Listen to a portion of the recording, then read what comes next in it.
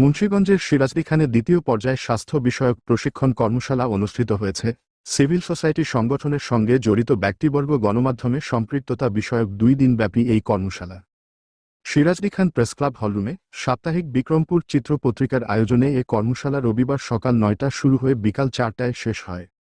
এ সময় প্রশিক্ষক ছিলেন ডেভেলপমেন্ট সোসাইটির প্রোগ্রাম ডিরেক্টর সৈয়দ রোকন উদ্দিন। মানুষের যত পরিচিতির ব্যক্তি যত বেশি থাকবে।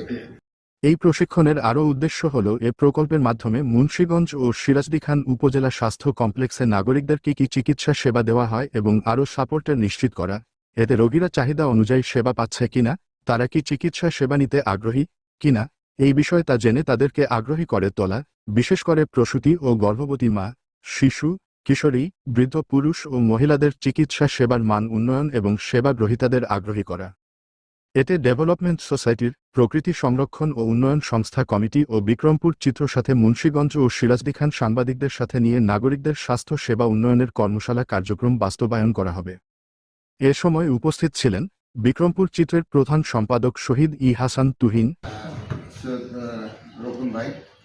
সিরাজদিখান প্রেসক্লাবের সাবেক সভাপতি কাজী নজরুল ইসলাম বাবুল। এই যে আজকে যেই প্রোগ্রামটা শুরু হবে আর এর আগে আমরা 3 দিন আরও উপস্থিত ছিলেন প্রকৃতি সংরক্ষণ ও উন্নয়ন সংস্থা কমিটির প্রোগ্রাম কর্মকর্তা Abdul Qayyum, programme organiser Mohammad Nazmul Hossain, development সোসাইটির প্রোগ্রাম কর্মকর্তা আসফিয়া আজমি চৌধুরী, মনিটরিং কর্মকর্তা তামান্না হান্নান, বিক্রমপুর চিত্রের সাব এডিটর শাহজাহান মিয়া, কম্পিউটার অপারেটর কবিতা আফরোজ। সাংবাদিকদের মধ্যে উপস্থিত ছিলেন খোলাকাগজ পত্রিকার আজাদ বিন আজম নাদভি, আব্দুর রহমান রানা, ভোরের সময় পত্রিকার আরিফুর রহমান, মেহেদি হাসান সুমন, দৈনিক দিনকাল পত্রিকার আতাউর রহমান রতনসহ আরও অনেকে।